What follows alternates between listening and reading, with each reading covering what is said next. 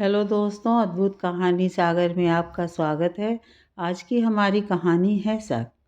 Mummy, जीजा जी का phone आया है। तू बात कर, मैं अभी आई। नहीं मम्मी, कह रहे हैं ज़रूरी बात करनी है आपसे, जल्दी आओ। ये सुन कमलेश जी का दिल ज़ोर ज़ोर से धड़कने लगा कि ऐसी कौन सी बात हो गई कि सिर्फ मुझसे ही बात करनी है। उन्होंने कांपते हाथों से फ़ोन पकड़ा। फ़ोन सुनते ही उनके चेहरे पर घबराहट फैल गई। रश्मि को कुछ समझ नहीं आ रहा था। अपनी माँ के फ़ोन रखते ही मैं बोली, मम्मी क्या हुआ दीदी को? सब ठीक है ना? हाँ सब ठीक है। तू अपने पापा को फ़ोन कर, शाम को जल्दी घर आ जाएं, दीदी के घर जाना है। यह कह मैं रसोई में लग गई, लेकिन काम में उनका मन नहीं लग रहा था। रह कर उनका मन किरण से मिलने को मचल रहा था। दो ही संतान थी उनकी, किरण और रश्मि, जिसे उन्होंने लड़कों से बढ़कर पाला था। दोनों ही बेटियां पढ़ने लिखने में बहुत तेज थीं और रूप व गुणों में भी उनका कोई सानी ना था।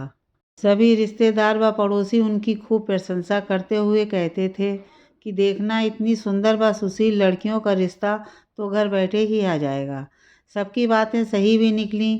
किरण के लिए घर बैठे बिठाए ही एक बहुत अच्छे घर से रिश्ता आया था।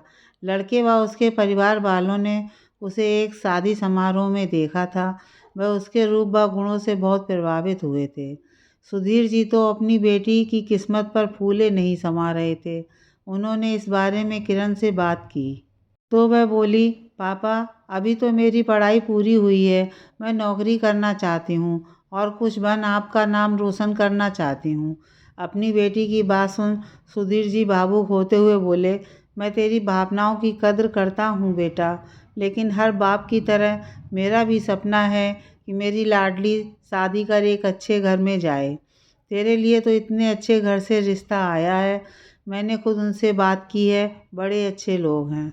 लड़का भी अच्छे पद पर है। उन्होंने तो साफ शब्दों में कहा है कि उन्हें लड़की के अलावा कुछ नहीं चाहिए।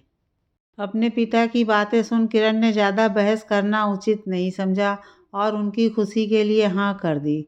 खूब धूमधाम से सुधीर जी ने किरण की शादी की।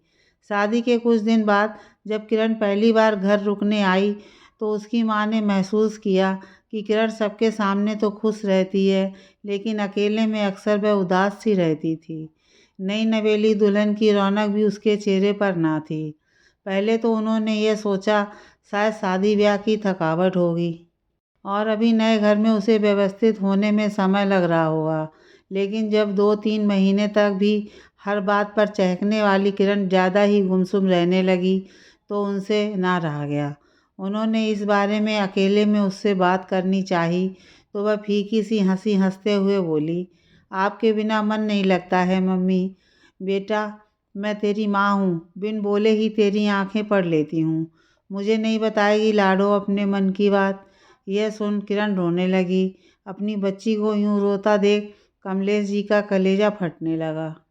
उन्होंने उसे गले लगाकर किसी तरह शांत किया। थोड़ी देर बाद किरण ने कहा, मम्मी मेरे सास ससुर बहुत अच्छे हैं, मेरी बहुत फिक्र करते हैं, जैसे मैं उनकी बहू नहीं बेटी हूँ। तो फिर मेरी बच्ची, तुझे क्या दुख है? क्या रितेश ने कुछ कहा? थोड़ा चुप रहकर किरण बोली, मम्मी रितेश भी अच्छे हैं और मेरा बहुत ख्याल रखते हैं।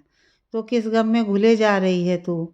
माँ सब कहते थे ना कि मैं बहुत सुंदर हूँ, तो मेरा यही रूप रंग मेरा सबसे बड़ा दुश्मन बन गया है। क्या मतलब? कमलेश जी ने आश्चर्य से पूछा। मम्मी रितेश वैसे तो बहुत अच्छे हैं, पर उसे किसी से भी मेरा हंसना बोलना पसंद नहीं। हर बात पर शक करते हैं। एक दिन तो हद हो गई। मेरे सास ससुर किसी काम से बाहर गए हुए थे और ये ऑफिस में। तभी उनका एक दोस्त जो शादी में नहीं आ सका था घर आया। मैंने उसे अंदर बुलाकर चाय नाश्ता करा दिया। शाम को जब ये आए तो इस बात पर उन्होंने खूब कोहराम मचाया कि हम सबकी गैर मौजूदगी में तुमने अकेले उसे अंदर क्यों बुलाया। मेरे ससुर ने मेरा पक्ष लेते हुए उसे खूब समझाया कि इसमें गलत क्या है। इसने हमसे पूछ कर ही उसे अंदर बिठाया था। क्या अच्छा लगता है कि तुम्हारे दोस्त को यह दरवाजे से ही लौटा देती? लेकिन उसके दिमाग में शक ने ऐसी जगह बना ली थी कि वह किसी की भी सुनने को तैयार नहीं थे। किरण की बात सुन कमलेश जी का दिल धक से रह गया। उन्होंने कभी सपने में भी नहीं सोचा था कि जिस बेटी की किस्मत पर वह नाच कर रही थी वह ऐसे तिल तिल कर जल रही है। उन्होंने किसी तरह खुद को संभालते हुए कहा, बेटा शादी दो अनजान लोगों का मिलन है जिसमें साथ रहते रहते हम धीरे धीरे एक दूसरे को समझते हैं। हो सकता है रितेश तुम्हें अभी अच्छे से समझ ना पाया हो, लेकिन मुझे विश्वास है कि मेरी किरण अपने व्यवहार से जल्दी ही उसके मन में बैठी गलतफहमी दूर कर देगी। किरण ने हाँ में सिर हिला दिया, किंतु कमलेश जी व किरण यह अच्छी तरह से जानती थीं कि शक का कीड़ा अगर एक बार मन में बैठ जाए तो उसे चाह कर भी निकालना असंभव सा ही है। लेकिन दोनों ही अपने मन को झूठी तसल्ली दे बैठी थीं और आज दिल बैठा जा रहा था उनका। अपने पति के आते ही वह किरण के घर पहुँचे। घर पर सभी मौजूद थे। किरण के पिता ने अपने समधी जी को नमस्कार कर बात पूछनी चाहिए, लेकिन उन्होंने बिना कुछ कहे सिर झुका लिया।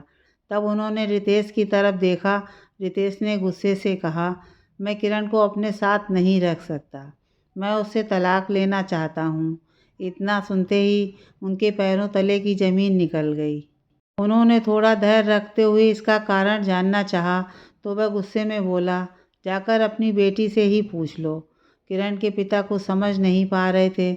उन्हें लगा शायद छोटा मोटा झगड़ा हुआ होगा दोनों के बीच। हाथ जोड़ते हुए कहा, बेटा कोई किरण से गलती हुई हो तो हमें बताओ, हम समझाएंगे उसे। मुझे कुछ नहीं समझना, आप अपनी बेटी को ले जा सकते हैं, हम अब साथ कभी नहीं रह पाएंगे। यह कह वह बाहर चला गया। दोनों ऊँट अंदर किरण के पास गए। किरण अपने नवजात बेटे को गोद में लिए शांत भाव से बैठी थी। किरण की माँ उसे देख रोने लगी। किरण ने कहा, माँ मैंने कहा था ना आपसे कि शक्की आदमी को कितना भी समझाओ पर उसका शक का कीड़ा हमेशा कुलबुलाता ही रहता है, और आज उसकी अति हो गई है। कल शाम इनके कुछ दोस्त हमारे बेटे को देखने आए थे। उनमें वह दोस्त भी था जो उस दिन आया था। सारे दोस्त पार्टी के लिए जिद करने लगे तो उस दोस्त ने सबके सामने हंसते हुए यह कह दिया कि रितेश के बेटे के होने की खुशी में आज मेरी तरफ से पार्टी है। यह सब सुन इनके पुरुषत्व पे चोट पहुंच गई। उनके जाते ही इन्होंने मेरे चरित्र पर कीचड़ उछालना शुरू कर दिया और इल्ज़ाम लगाने लगे कि उसने मेरा बेटा होने पर अपनी तरफ से पार्टी देने की क्यों कही। इसका मतलब यह बच्चा मेरा नहीं है। मैंने और मेरे ससुर ने इन्हें खूब समझाया, किंतु ये अपने शक में अंधे हो मेरे चरित्र के चिथड़े करते रहे और मुझसे अलग होने की धमकी दे डाली। पापा, औरत हर जुल्म बर्दाश्त कर सकती है, पर उसके चरित्र पर कोई लांछन लगाए ये वह कभी सहन नहीं कर सकती, क्योंकि इसका अर्थ है उसके माता पिता के संस्कारों को गाली। पापा, मैंने इस इंसान के साथ हर तरह से निभाने की कोशिश की, लेकिन अब और नहीं। मैंने भी फैसला कर लिया है कि मैं इसके साथ नहीं रहूँगी। अपने बेटे की परवरिश मैं खुद करूँगी, बिना अपने आत्मसम्मान के साथ समझौते किए। क्या आप मेरा साथ देंगे? किरण की बात सुन सुधीर जी ने उसके सिर पर हाथ रखते हुए कहा, बेटा मैंने शुरू से ही तुम्हें स्वाभिमान के साथ जीना सिखाया है, तो आज क्या मैं तुम्हें समाज के डर से अकेला छोड़ दूंगा। पति पत्नी का रिश्ता आपसी विश्वास का होता है, और जब यही नहीं रहा तो इस रिश्ते को ज़बरदस्ती ढोने का कोई फ़ायदा नहीं। मेरी बच्ची, इस फैसले में हम तुम्हारे साथ हैं।